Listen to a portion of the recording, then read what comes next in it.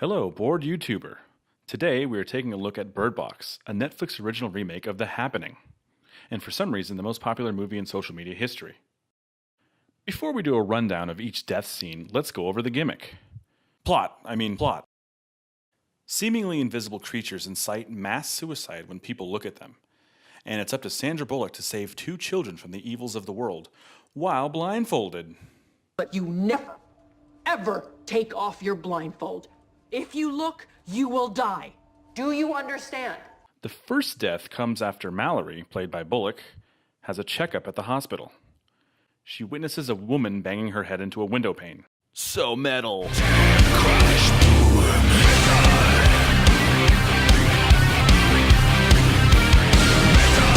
Her sister, Jessica, is tasked with taking her home after her checkup. On their way home, Jessica sees the otherworldly entities and goes full NASCAR and flips the car. Oh my god, what the fuck is that? Do that! Just what is wrong with you? No.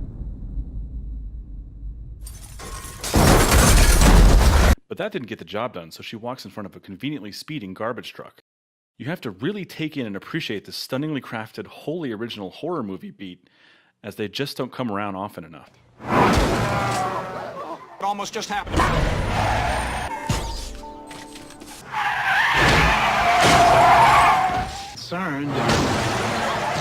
This leads directly into the next death of the film. Lydia, John Malkovich's wife, attempts to help Mallory because she is pregnant. But the creatures are onto her good deeds, and after a quick peek, she hops in a nearby car that is on fire. The car explodes, as all movie cars do, just to rub it on John Malkovich's face. Take that, John. Bird Box flashes back and forth between two timelines to disorient the viewer from realizing this movie kinda sucks. The next death happens during a flash forward. Mallory is blindfolded, and her and the kiddos are on a canoe. As a preface, crazy people aren't affected by the creatures because they have already faced their fears by being crazy. And so they want everyone to look at the creatures because crazy. I've seen one. I've seen the truth. This guy is one of those people and gets a machete to the neck for his troubles.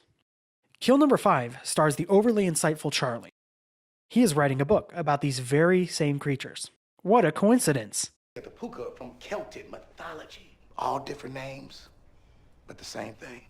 And what's that? The end of us. Charlie, did you learn all of that working at the supermarket? No, I've been just studying it for years. In college? Not college per se, but the internet. It's where you get all your information from. When an insane acquaintance of Charlie's suckers the group into opening the freezer, That's me, Charlie. Who's Fish Finger, Charlie? Oh, he works here at the supermarket with me. He works in the seafood department. Charlie seizes the moment to become a hero. Only instead of a swift kick or punch even, he straight up dives in and blitzes the guy. Look at Charlie. That's a 15-yard penalty for nonsensical death / roughing the crazy.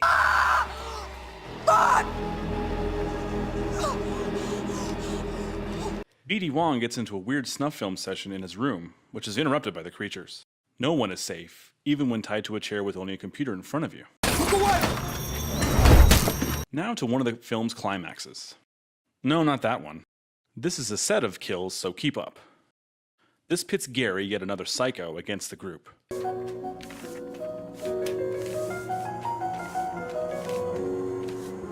After tearing down the papier-mâché window coverings, now available on Etsy, Olympia has had enough and takes a dive out the window.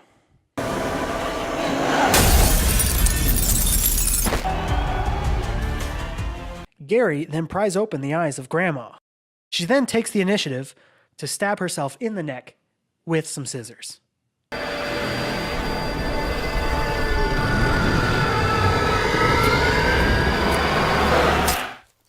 Now we have Malkovich, equipped with a shotgun, versus Gary.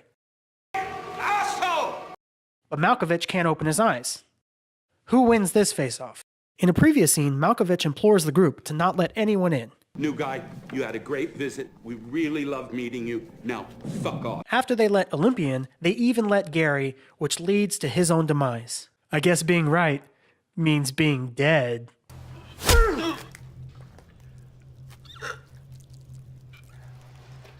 I'm sorry. Now we flash forward 5 years, back to the beginning, back to the future? Mallory, Tom, and the kids are now really hardened survivalists. You hear that? But if they're softer, something is very close. Except we know that Tom has to die because this movie's editing is shitty and sucks the suspense out of everything. So yeah, blah blah blah, they hear about some sanctuary that no Walking Dead fan would ever trust, and plan to seek it out. Rick, this is Tom.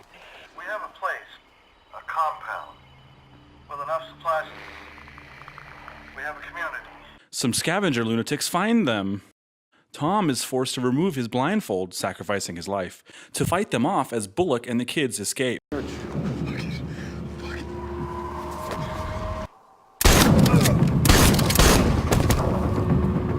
That's Bird Box in a nutshell. A grand total of 0 fun or interesting kills. It's a movie best watched with a blindfold. Or just not at all. All of us, collectively, are making the end of the world great again!